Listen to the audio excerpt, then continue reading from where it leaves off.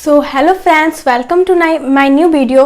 सो आज की वीडियो में हम लोग जानेंगे रिप्रोडक्शन इन प्लांट्स का एक टॉपिक जिसका नाम है एसेक्सुअल रिप्रोडक्शन। सो मैंने आपको पिछले वीडियो में बताया था कि रिप्रोडक्शन दो टाइप का होता है, एक होता है एसेक्सुअल रिप्रोडक्शन, एक होता है sexual reproduction. Asexual reproduction those reproduction in which only one parent is responsible to giving birth to their ones. इसका मतलब क्या हुआ कि एसेक्सुअल रिप्रोडक्शन में क्या होता है, सिर्फ जो होता है पेरेंट, वो एक ही पेरेंट अपने बेबी को बर्थ देने का रिस्पॉन्सिबल होता है। ठीक है, सो ये यूजुअली प्लांट्स में होता है, एनिमल में ऐसा नहीं होता है। एनिमल में ऑलवेज सेक्सुअल रिप्रोडक्शन ही होता है। ठीक है, तो देखते हैं इसमें, इसको हम लोग दो पार्ट से क्लासीफाई करते हैं, एक होता है नेचुरल मेथड, एक होता है आर्टिफिशियल मेथड।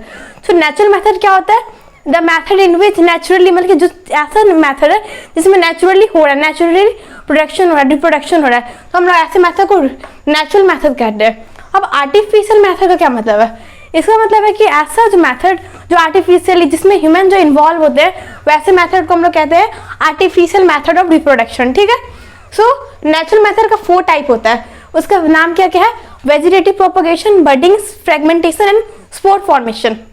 सो वेजिटेटिव प्रोपगेशन क्या होता है, vegetative propagation is also known as vegetative reproduction.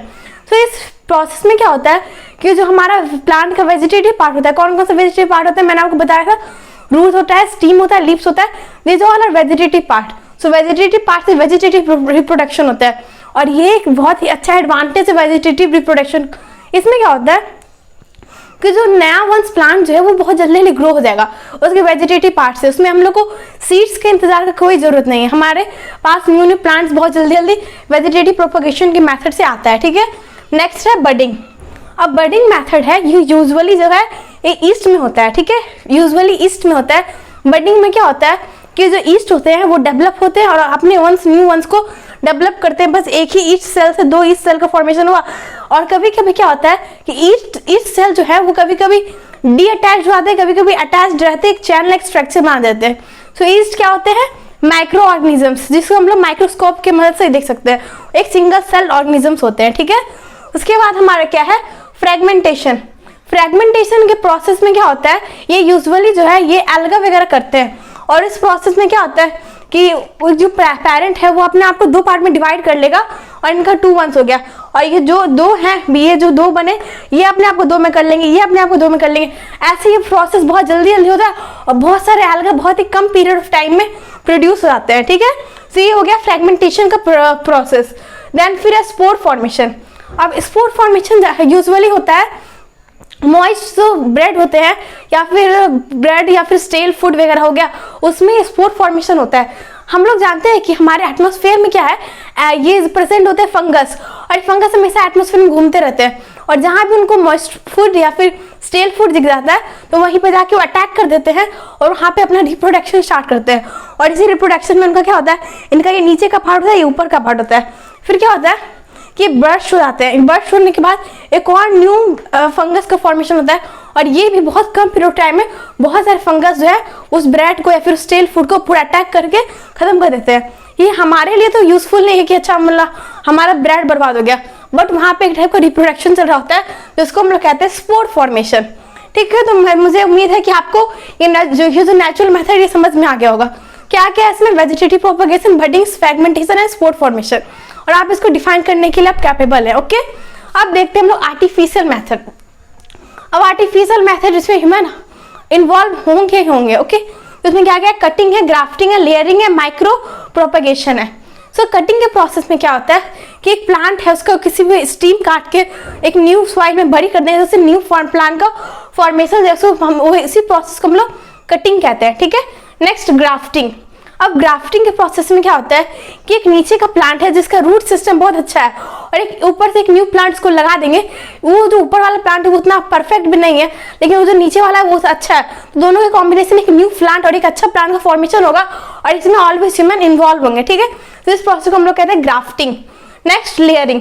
अब लेयरिंग में क्या होता है, एक प्लांट है जो सॉइल में बड़ी कर दिया, वो न्यू ग्रो हो गया, उनसे क्या उनका जो है बहुत ज्यादा होने के कारण बहुत ज्यादा लेयर की तरफ बनने लगते हैं, उन्हें क्या किया जाता है, कट कर दिया जाता है। उससे क्या होता है, नया नया प्लांट ग्रो हो जाते हैं बहुत सारे एरिया में, और इस प्रोसेस को हम लोग लेयरिंग कहते हैं। लेयरिंग में लेयर बना के सॉइल में होना। ठीक है, नेक्स्ट है माइक्रो प्रोपगेशन। माइक्रो प्रोपगेशन को टिश्यू कल्चर भी कहते हैं। इसमें क्या होता है, कि जो प्लांट सबसे स्मॉल यूनिट सेल के बाद टिश्यू आता है, तो टिश्यू को काट लिया जाता है प्लांट से, और वो जो प्लांट है वो बहुत अच्छा प्लांट है, जिससे अगर हम लोग किसी और में ऐड कर दें तो वो भी प्लांट का क्वालिटी बढ़ जाएगा। तो इस माइक्रो प्रोपगेशन में हम लोग क्या करते हैं, प्लांट का टिश्यूज को हटा के दूसरे प्लांट में ऐड कर देते हैं, और दूसरे प्लांट में बहुत बेनिफिशियल बन जाता है।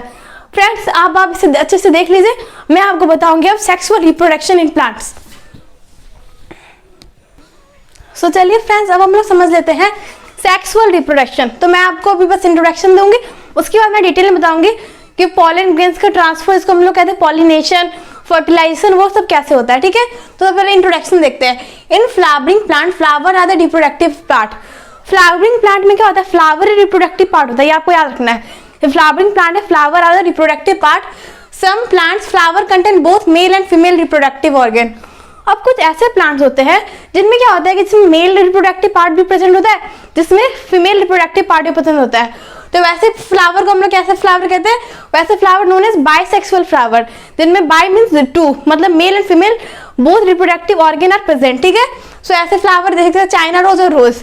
चाइना रोज को हम लोग हैबिस्कस कहते हैं, जिसको हिंदी में अड़हुल कहते हैं। ठीक है, तो इसमें क्या होता है, मैं आपको एक एक्टिविटी देती हूँ कि आप देखिएगा, एक चाइना रोज लीजिएगा और इसे कट करिएगा एकदम ध्यान से, तो आपको उसमें सारा ऑर्गन दिख जाएगा। उसमें क्या क्या प्रेजेंट होता है, स्टेमिन, पिस्टल, सेपल्स, पेटल्स। मैं आपको डायग्राम की हेल्प से समझाऊंगी फर्दर कि वो सब दिखने में कैसे कैसे होते हैं। सो ये जो कंप्लीट फ्लावर होते हैं, इनमें हम लोग इसे कंप्लीट फ्लावर कहते हैं, और फिर बाइसेक्सुअल फ्लावर, इनमें both male and female reproductive part are present. तो ठीक है, रोज और चाइना रोज में आपको क्लियरली दिख जाएगा सारा पार्ट्स। मैंने भी एक्टिविटी में दिखाया है, आप भी अपना घर में एक्टिविटी करिएगा, आपको बहुत मजा आएगा। उसके बाद they are known as complete flower और bisexual flower. Okay, so complete flower haves all the organs like sepals, petals, stamen, pistil. Stamen को हम लोग कहते हैं male part, pistil is known as female part. और जो पेटल्स होते हैं, पेटल्स जो होते हैं ये कलरफुल होते हैं और इनके अंदर नेक्टर प्रेजेंट होता है। उनका काम क्या है, they attract insects toward this. Insect को अट्रैक्ट करने का उनका एक मकसद होता है कि ना उसके पॉलिनेशन टेक्स प्लेस। तो मैं आपको फर्दर बताऊंगी कि पेटल्स का कैसे यूज होता है और कैसे ये हेल्पफुल है। फिर सेपल्स क्या होते हैं, ये सब जो इतने भी सेंटर में प्रेजेंट होते हैं रिप्रोडक्टिव पार्ट, उनको ये सेफ करके रखते हैं, प्रोटेक्ट करते हैं। ठीक है, फिर other plants like corn and papaya contain either male or female. अब कुछ ऐसे प्लांट्स होते हैं जिनमें या फिर मेल पार्ट होता है या फिर फीमेल पार्ट होता है, दोनों एक साथ प्रेजेंट नहीं होगा। ठीक है, तो वैसे प्लांट को हम लोग कहते हैं इनकम्प्लीट फ्लावर या फिर known as unisexual. Uni means one, means उनमें सिर्फ एक ही रिप्रोडक्टिव ऑर्गन, या फिर वो मेल का हो या फिर फीमेल का। तो एग्जाम्पल क्या, कॉर्न एंड पपाया, और ये बहुत सारे एग्जाम्पल है। सो पपाया में आपको पपाया का जो फ्लावर